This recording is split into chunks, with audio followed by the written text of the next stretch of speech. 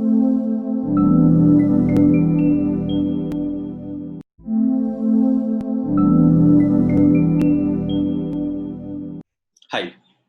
welcome to Sportsy. Let's talk sports. Today on our chat show, we have somebody who has a right mixture of rhythm and sport.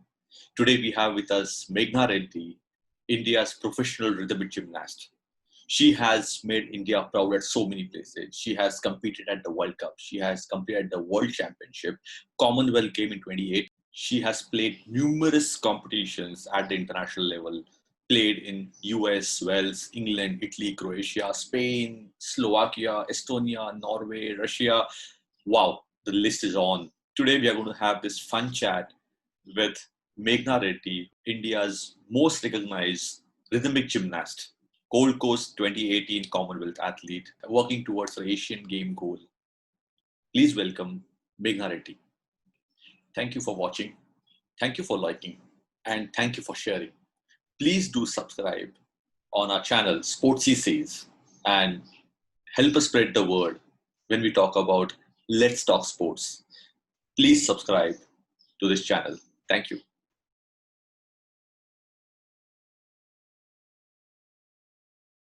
Hi, Meghna. Welcome to Sportsy. Let's Talk Sports. Hi. It's amazing to have you here.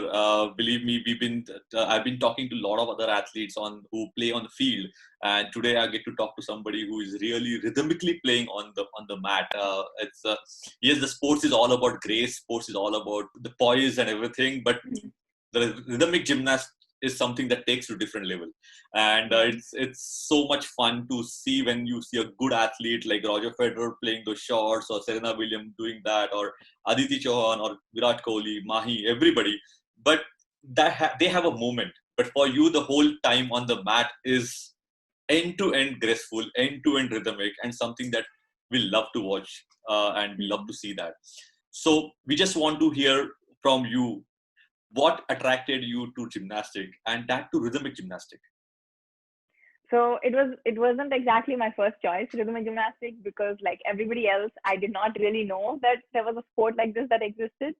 But my brother used to go for gymnastic lessons here in Hyderabad at the LB Stadium, and I used to accompany him. But one day, like I just saw from the window like of the stadium, and kids were jumping on the trampoline. And being a young, I was 11 and a half, 12 years at that age at that time, and like I was like a very energetic kid. So obviously, seeing someone jump on the trampoline, that really attracted me. And the very next day, I was in class, but like I said, I was a little too old. I was Yeah. considered to be old when I joined.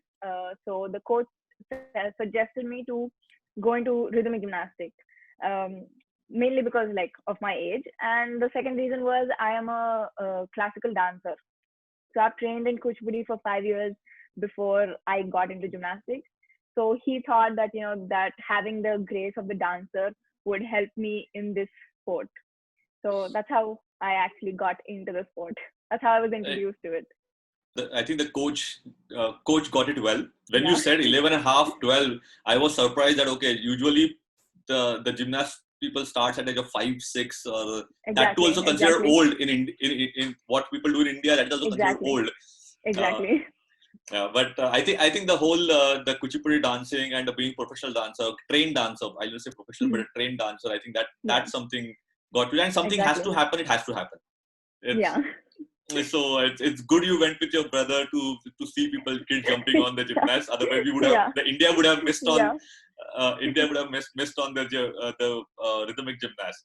So while you did that, you started because you went and saw your brother. But I'm sure there's always a motivation factor behind it. Mhm. So who has been your motivation, or what has been your motivation? So in 2010, I got the chance to see the Delhi Commonwealth Games live, and my parents, my dad, he's quite a big sports enthusiast. So he took us to Delhi to see the games. Huge event is happening in our country, Mm-hmm. and that's when I saw rhythmic gymnastics live for the first time. Like I was in the Oh, stadium, and just being in that stadium, that whole environment that you have.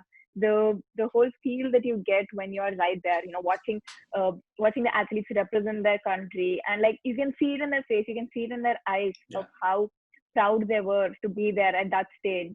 And like that kind of inspired me, and that uh, motivated me to take up this sport professionally, to be able to be one of those people, standing there at an international podium representing something bigger than yourself. You're there representing an entire country of like billions. So that's something, I guess, that really attracted me into taking this sport professionally. Excellent. I think after your dad, after your brother and your coach, I must thank your dad to take you there and Yeah. make you see Yeah, the whole setup. It's amazing. exactly. When we see people with the India jersey which you're wearing, Mhm. when you see Yeah. that there's a different level of pride, there's a different level of respect, and yeah, it's a different feeling altogether. And as you said, you started pretty late, but I Yeah. think that was a right time for you Hmm. to Hmm. get that motivation and inspiration. Exactly. So now again, I'm coming back to the same point that you started a little late. So Hmm. when kids start at the early age, they are not the scared. They're not scared of falling down or the different kind of Hmm. tricks that they're doing. But the Hmm. moment the more you start getting older, you start getting that fear Hmm. of that. So how did you actually overcome that thing, which I started pretty late? I don't think I have ever had anything of anything as such of having fear, because I always enjoyed my trainings. So in rhythmic gymnastics we don't do all those stumblings as an artistic, but Correct. we do a lot of flexibility. So Hmm. like when I started, I was not a very flexible kid. Like I had no natural flexibility whatsoever. So I had to get my stretching done with my coach like every single day. And I remember, I think for like 3 to 4 years, like every single day I used to like cry when it used to come to stretching, because like it was painful. Yes. But I never said no. I never backed down from stretching, because I knew that at the end of the class every day we have the stretching. But like I never said that I didn't want to do it. I used to go to my coach, like when I knew that okay, the class is ending and then now it's time for stretching. Tears used to start coming automatically. Like I used to start crying immediately. So I used to like walk up to my coach also crying, but like I never said no. So I don't think I ever had that fear of anything, fear that I might hurt myself, or like it's Mhm. painful.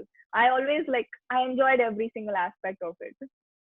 Yeah, and I think that's pretty wonderful. And I can imagine a 12-year-old girl going to the coach, tears rolling down her cheeks, I and know. no, I don't want to do stretching. But yeah, it's But I'm still there. it's and thank you for that grit. Thank you. And this is what teaches people to the kids to not to give up. It's like it's very Yeah. easy to give up with the Yeah. uh, with a lot of comfort around you. It's very easy to Hmm. give up. But what Exactly. makes an athlete is Hmm. determination, the grit, and what you want to Yeah. make it happen. And I think you are Yeah. really showcasing that. It's amazing. So again, as you said, the rhythmic gymnastics is a little different than the regular one, but still Hmm. there are the stretches that you are doing, Hmm. the rhythmic, the dance on the mat which is happening with so many Exactly. things around, the prompts around and everything, right? So what brings you up when you fall down? Literally, I mean to say. So what actually? Firstly, it's got to be me, because like I'm the one who's falling down, so I'm the one who's got to like pull myself up. But I think like I've had times where I'm like stuck on one element, and I'm like doing it over and over and over again. It doesn't come, and like sometimes it gets so frustrating. So what I do is like I take a step back. I like move on from that. I go on to the next element. I like get my mind off of the thing that I'm like really stuck on, and then I come back to it after a while. Come back to it with like a fresh mind and like fresh everything. But I don't have that thought stuck in my head that oh, it's not coming, it's not happening. And like, so yeah, basically like you just take a step back, cool yourself off, calm yourself down, get yourself out of that environment, and then come back to it, with turn back to it after a while. And it works, because when you look at it from a different like a fresh point of view, it always seems to be better. Nice. And believe me, my next question is very much towards what you come across as. You are a smiling, bubbly personality, Yeah. and Yeah. that I think that actually is very much required in your sport. So Mhm. how Yeah. do you keep that smile on during your routines? Because yes, at one side your mind is completely focused on your routine, but at the Mhm. same time you have to have that poise. You have to have Mhm. that charm Exactly. and keep that smile on. So how do you actually do that? I think the easiest way to say is like, first of all, it's practice. Like I've been doing so many years of practice that like, and also I'm a person who's like always smiling. No Yeah. matter how sad or upset I am, I'm like always smiling. So like even people around like the gym, when they see me, they tell my mom, like they tell me that this girl is like smiling when she's coming into class, she's smiling when she's going, no matter like what time of the day it is. So like that's always been me. But like during my competitions, during my routines also, whenever like obviously I've had mistakes, I've had falls during the competition. But I think one thing is that I try not to let it show on my face, like sometimes, because sometimes it might be a very minor mistake, like something that the judges might not even have caught, you know so but if you make that expression on your face, they will know that you did something wrong. So like it's always best to like just keep your calm, keep your cool, and just keep doing what you're doing, being like yeah, this is what I was supposed to do. Like I might stumble a little, but I'll be like, no, this stumbling is part of my routine. So yeah, that's basically how I maintain So, my self during competition. that's called a swag as well. So yeah, it is good to have Exactly. it. I think it's good. It's Exactly. good to have it. Yeah. It takes you a long way. So Yeah. uh, as we spoke earlier, you have represented at so many club level competition across the world. And Hmm. if I start reading the country list, I think I might finish my fingers and probably take a lot of time doing it. But Yeah. but why does that? Is it something that we do not have enough opportunities in India for a sport like this, or and you have to rely on the international, or it also because that the competition level is so high that actually it makes you to be ready for, or it keeps you ready for the competition which you are going to Hmm. represent for Yeah. at for your country. Hmm. So Yeah. is it that way? So yeah, see, this game is all about basically the repetitions. The more number of competitions we play, the more calm we get. And not only with this sport, like with any sport, because being in a competition environment is completely different than training. So the more you're exposed to competitions, the better it is. So in India, we don't have like club tournaments or like private tournaments happening. Mm-hmm. They're mostly like the school nationals, the federation nationals, the national games, and recently now they started the Khelo India and the Khelo Universities. So these are the only competitions that happen, and they happen like once a year, which is honestly, if you want to be at an elite level, at a world class athlete, these competitions won't be enough. We need a lot more competitions, and India doesn't have any private tournaments. So like Right. the first private cup that was ever conducted was last year in 2019. That was actually conducted here in Hyderabad under a foundation called the Gunnapalli Foundation. So I mean, it was Mm-hmm. something that my parents have started to like Okay. support the sports and everything. So like that was the first ever international tournament that was conducted in India, a private Okay. tournament. Mm-hmm. So like that we are trying to start up here in India, but as of now we don't have those many competitions. So usually I try to go out as much as possible, and like I train outside most of the time. So especially when I'm in like countries like Yes, Italy or you're Greece. training in Italy, right? You're training in Italy. No, not right now. I was training for the past 1.5 years, but I'm back Okay. in Hyderabad. Uh, but like when I'm training in Europe, it's like the countries are so close by. You can like literally drive to a Yeah. different city like it's like 2 hours, and then you're in a different country, you're in a different Yeah. city. And Europe has so many competitions that I go for a tournament every weekend. So like once I get used to competing at so many tournaments, like every weekend one tournament is like, and then by the end of the year, when Yeah. you're ready for the World Championship, the Correct. World Cup, you don't feel the same amount of pressure that you would Correct. if you go directly. So that is the main reason why we prefer to play so many Yeah. competitions. And as you said, right, how much ever you train, I think the match day experience is different, always Exactly. different. Exactly. And Yeah. you need to get that into the system. You need to Hmm. get into that visualization and everything. I think Exactly. it's a, uh, but while you are doing this Mm. this is a commercially strenuous thing. This Yeah. takes a lot of toll, and Yes, as we know, it does. you've been supported by CoSport, which is Hmm. Yeah. Dipti is a dear friend, and she was Yeah. in fact on the show some couple Oh, of months okay. back. Okay. So, what is the role that GoSport has played in your journey? Mhm. So I started with Go Sports in 2018. And like, up until then, it was just me by myself fighting, like, me and my parents, because I never had one stable coach also.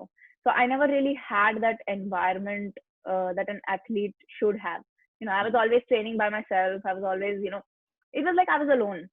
But ever since I started with Go Sports, it's like I have this, not just an environment, but like, they're like a family.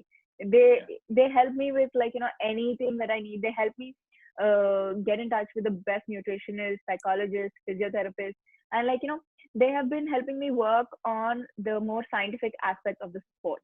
I Mhm. mean, physical aspect and, like, game part of the sport have been taken care of, like, with the trainings and everything. I Correct. have been taken care of for the past 10 years. But Mhm. then the scientific aspect of it, like, with the right kind of nutrition, the right physio exercises, and working with a psychologist, and all of these were something that I never had before. Mhm. And I think more than this, also, it gave me a confidence that I have a support system now. Yes.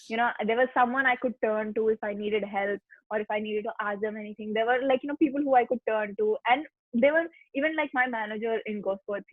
He was more of like a friend to me than a Yeah. manager. So having that support system was um, something very much needed, and it's Right. something that every athlete needs, to be honest. Right. Because sports is not just about the training; it's about the entire It's about the whole environment. ecosystem. Yeah, the entire ecosystem that the athlete is in. So starting with once I started with Go Sports, that's what I found, and that's what actually helped me to even get better at this game. Yeah, and believe me, like I've seen the journey of GoSport over last 10 years, and Hmm. from couple of athletes, 5 athletes, it is Yeah, 140, 135, I 40 know. athletes. It's Yeah, a phenomenal journey that they have had, and exactly, they've been doing a great job, and exactly. uh, so it's good. It's a validation for an athlete or the parents of an Hmm. athlete as well, that okay, my Yeah, kid is supported by somebody who is known for this activity. exactly, That I think probably also a confidence booster for you, that okay, there's a exactly. validation, one tick mark Yeah, done, one more tick mark done. yeah, yeah.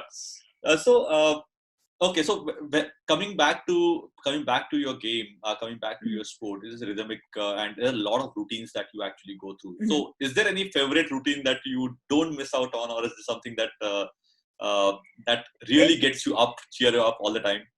it usually depends. Like, it changes every year, because we change our routines and our music and choreography every year. So it really depends on how I feel about the choreography that year. So, like, this year, last year it was my ribbon. That was my favorite. Mm-hmm. The previous year it was also in 2018. It was my ribbon and hoop. Okay. And this year it's actually ball and ribbon. Oh, So, nice. like, Okay. so it usually depends on, like, the music that I pick and the choreography that is there around it. So it keeps changing from year to year. So, so how much are you part of selecting the music and selecting the choreography, I or it think is quite a bit, quite a bit. The music and everything, I usually select, and then, like, I select a few of them, like, five, six of them, and then I show them to my coach, and then depending on, like, like, both of us sit together, discuss it, and then we decide the music. And the choreography is usually done by the coach, and yeah, then after the main this thing is done, then we kind of, like, sit and we see which one works, and then which one we kind of, like, move it around. So right. it is kind of like a, I wouldn't say trial and error exactly, but like Hmm. kind of like a puzzle, moving the pieces Right, around, seeing which one fits for me, which one doesn't. right. So just to ask you a question, have you tried a fusion, like doing it on the Kuchipudi music? Yeah, so actually most of my music that I use are Indian. Like even in 2018, I actually did my ribbon routine to Aja Nachle. Oh, okay, So nice. it had like a little bit of a classical touch and all of that. And my hoop music was for Badtameez Dil. So, like, I used words. It was the Yeah, songs. that I was using. So like, so I always use Indian music. Like, if I have 4 routines, at least 2 of them are Indian music with like a little bit of an Indian bass. So, but you don't get distracted by the words no, it's allowed. Like in our rules, it's it's allowed. allowed. Yeah, so Oh, we are okay. allowed 2 musics with words, like with So, lyrics. excellent. And as you said, right, you are trying out multiple aspects and trying to fit the Mm-hmm. puzzle what it does. That means there's a lot of training happening. So while Exactly. one side of it is a physical training, how much you actually train mentally? Like, is there any routine for you about mental? That, as you said, Go Sport gives us the Mm-hmm. mental Yeah. coach and physical coach and everything. So Mhm. how much of your training is mental and how much of it is physical? So I think the mental training usually, I don't do specific mental training as such. I just have a few like before the competition, before I go, just before I go onto the carpet, I have this small ritual kind of a thing where just before 6 athletes, Mm-hmm. I like just face the wall. I close my eyes, I concentrate on my breathing, and I visualize my routine. As perfect as I can do it, I visualize it, and then I have a little bit of a small set that I do, like just hit myself on my hands and my legs to feel more stronger, and then Yes. like with the apparatus to feel my apparatus. So I do those kind of things. I don't do anything as such like every single day that I do or something like that. But like when I feel like I really need it, that's when I focus on it. Most of the time, it is like it doesn't like stress me out as much. Very rarely that like I get stressed out even during competitions. And believe me, if now knowing you and talking to you for last 20-25 minutes, I know that you don't stress it out. So it's the personality. I think Yeah.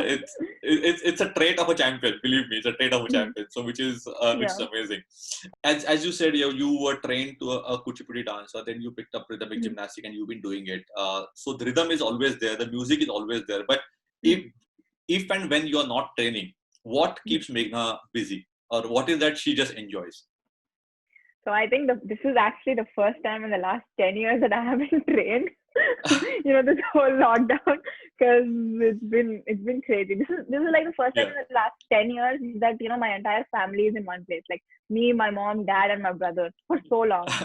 So like I mean, beginning of the lockdown, it was I'm not gonna lie, it was like I was kind of lost. It was like the Yeah. first 1 week or so. I think it hit everyone out of the blue. Correct. It was like we don't know what was going on, and I was lazying around all day. I was like, okay, maybe it'll get back to normal soon enough. So Yeah. yeah, I used to just lazy around. I used to like binge watch a lot of movies and TV shows and everything. And then, but like, I don't know, after a week, then, week and a half, when we slowly started to realize that this is not going anywhere anytime soon. The competition started getting canceled and everything was like, the Olympics got Yeah. canceled.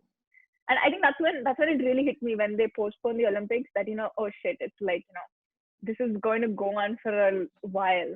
And I think that's when I started like, working on other things. So like I've always had an interest in the arts, you know Okay. I like sketching, painting, drawing, dancing, and I don't know. I tried a little bit of cooking also, cooking and baking during the Yes. quarantine. And yeah, so I got the time to do the things that I've always wanted to try, but I never had the time to. So yeah, I started working on like I took up one activity and then I did that for a week, and then like I took up another activity and then did that for a week. And I think by the end of this uh, the 6 months I guess it's been now. By the end of this Almost. period, Yeah. yeah, by the end of this period, I've actually gotten better at a few things. Like my baking's gotten a lot better. My sketching, my sketchings have gotten better, and I still like practice them. My dance, I have been trying like different styles. Like dance, I've always been more into contemporary and ballet because of gymnastics. Nice. But I wanted to get out of my comfort zone. I wanted to try a little bit of hip hop and a little bit of different dance styles. So and I have been doing that, and it's been kind of fun, exploring all these different kind of things, and then realizing that there are other things, so many other things that I'm like good at that I can still continue. It doesn't have to be that Correct. just because I start training again I need to like stop all these things. It's just a matter of how I manage my time. Yeah. And I think it also gives you the chance to think about yourself. I think there's a lot of Exactly. retrospection happened for a lot of people. Like whatever the interview that I've been reading about all the international Mm. stars, I think everybody said that they Mm. got a time to think about themselves. It was a, Exactly. and I It's think a like, lot of people are, yeah, yeah, it's like we got the time to, like, maybe find a different side to ourselves, because we are always so busy in just training that we don't really give a thought to a second, I don't know, a second idea or something. Like, right. maybe some of us are really good at dancing, some of us are really good at singing, but like, we never gave it the chance, never tried it, because we were always like, Mm, oh, we're busy from training, we are like, tired with training. yeah. And I kind of get that. So yeah, this has definitely been Yeah. an amazing time to like self-reflect. Yeah. But as an athlete, now I'm asking from the athlete perspective. So you are a professional Mm-hmm. athlete. There are a lot of kids who are training at the age of 13, 14, 15, and Mm-hmm. they don't know what exactly is happening. They can't even express. Yeah. The parents are like keeping them home, and the training is not starting. I look at my own son, who Mm-hmm. he's with Reliance Foundation on their Mm-hmm. scholarship for football, and right now Okay. he's here for last 4 months, and Yeah. he's literally eating our head for Yeah. every day, every hour. Yeah. So do you actually get, even KL Rahul mentioned that I was scared that I may not be able to hit the cover drive, I may not able to do something like on cricket field after this. So do you Okay. ever get that kind of feeling? And if you get that, how do you get that negativity out? I think that will be required for a lot of kids who are watching it, will be Mm-hmm. required for them to understand how do you get that kind of doubt in you or negativity out. So, I mean, see, the first, during the entire lockdown, because so we work with apparatus, right? So I think this is the first time in ever that I went so long without touching my apparatus. I did not even touch them for like 3 months. And 3 months without touching like the core aspect of gymnastics is like a huge thing. Yes. So like I started accepting the fact that it's not going to happen, because I mean I do a little bit, and I have actually broken little stuff at home, practicing with my apparatus. But like I came to accept the fact that it is not going to come back to normal at any time soon.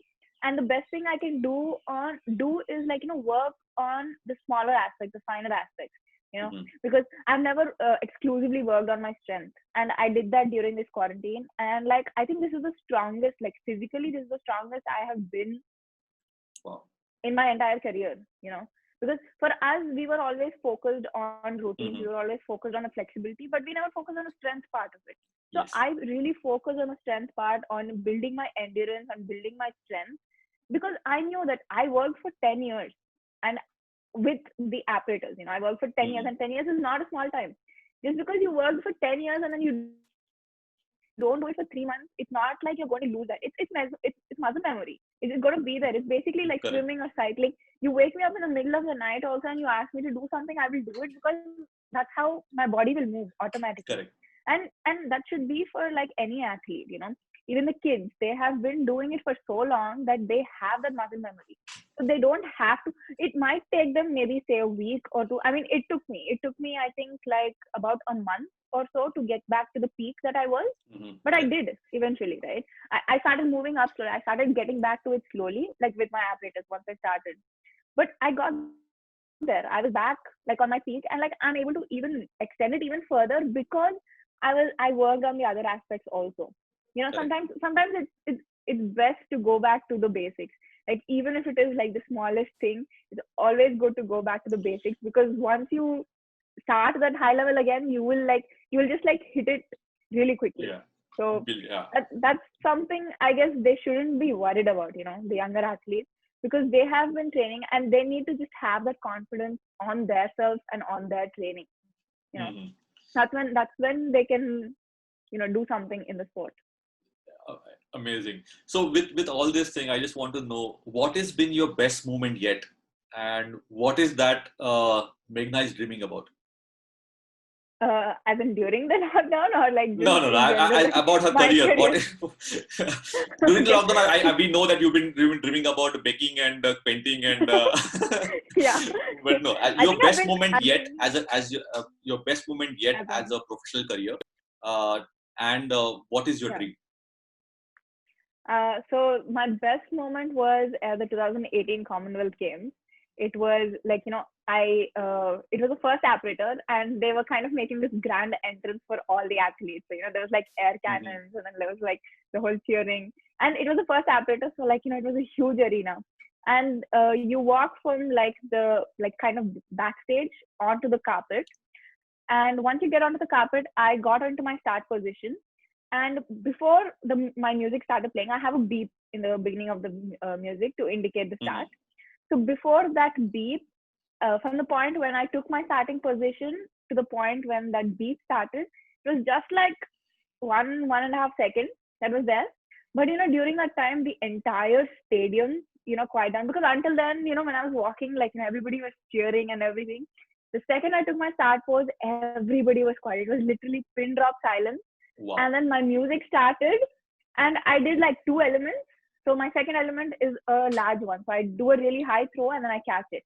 And the second I caught it, the entire audience, it like erupted in cheering and everything. So like, Wow. those few seconds from when I took the start pose, that complete silence of me, my music starting, and then me doing the first 2 elements, and then the crowd starting to cheer. I think that's the most memorable moment for me, like ever. And that's something that's going to be with me for the rest of my life. Yeah. And was that the Aaja Nachle or Badtameez Dil? It was Badtameez Dil. Okay. Yeah. Nice. So, and what is your dream? What is that keeps you going? I think it's just that I want to like stand there on the podium one day, and like I just want to be there so that I can inspire another small kid who's maybe sitting at home watching TV and being like that I want to do that. I want to like be there. I want to be like her. So that is what really keeps me motivated, and that's what makes me do what I do. Yes, and believe me that when you get to hear the national anthem on the podium, it's a different feeling. Yeah. That's a whole different feeling. That's something that nothing can match. Yes, exactly. So while we are on that topic and inspiring the next Meghna or somebody who can be at par, better, and everything inspiring. So how do you think the education has played a role in what you are, and how the clarity of thought that you have? How do you think the education has played a role in that? So honestly, for me, the second I decided that rhythmic gymnastics is something I'll be doing professionally, like sports, I think education just took a backseat. So like it was always, if there was like, my competition and an exam, I should always go for the competition. Right. So actually because of that, I took quite a longer time to finish my high school and everything. So I finished my 12th just last year, and I started my degree now, even though I'm like going to turn 22. So, I mean, not last year, this year. I finished. Yeah. No, last year. I'm sorry. So confusing.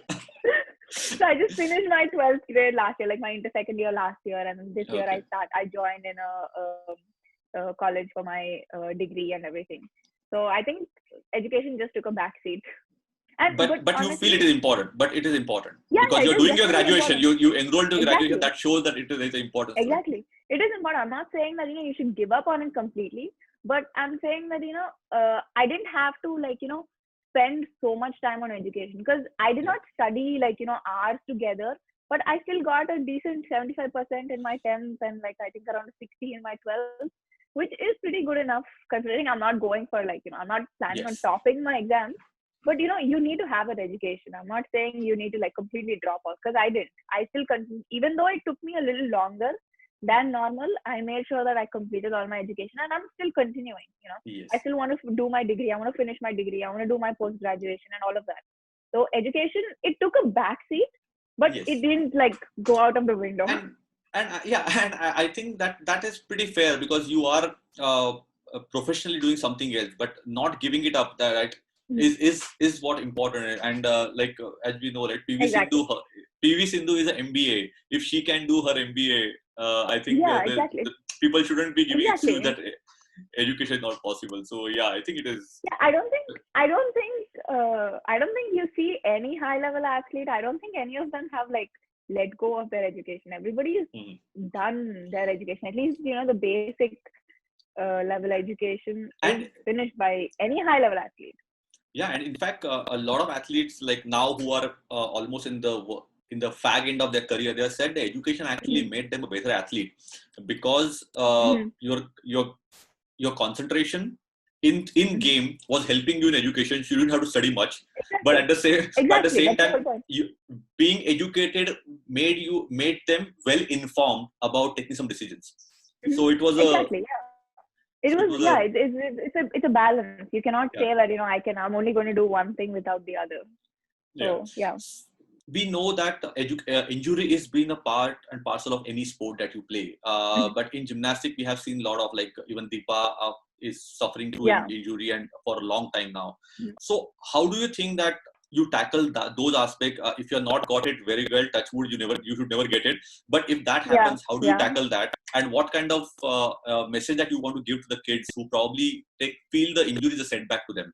See, with anything, it doesn't matter if it is injury or whatever it is bound to happen that, you have setbacks in the sport. It's not going to go in one straight line, obviously. I mean, not only sport, but like even life, it's not going to go in one straight line. Obviously, it's going to have like its ups and downs.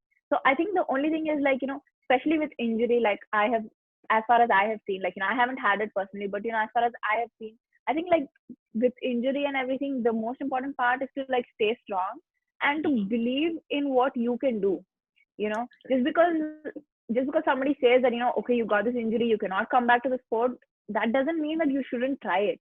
I mean, I'm not saying just go at it and in a very unorganized way, but, like, work through it step by step. You don't have to hit the gym the very next day after your surgery. You need to, like, focus on the rehab, you need to focus on the physio, but, like, if you approach it in a very scientific way, in a very organized way, I am sure that, if you really have that passion, you can get back to it quite easily. Yeah, excellent. I think Meghna, it wouldn't have been more inspiring and informative, at the same time full of joy and happiness on the screen, if it was not you today. I think it was fun, and believe me that I think there's a lot that we want to see, lot more countries that you still have to go and do a tick mark, and lot many times you have to wear the India jersey and represent India. With all best wishes to you, and do all the best, and keep shining, keep smiling, and keep the poise on, keep the swag on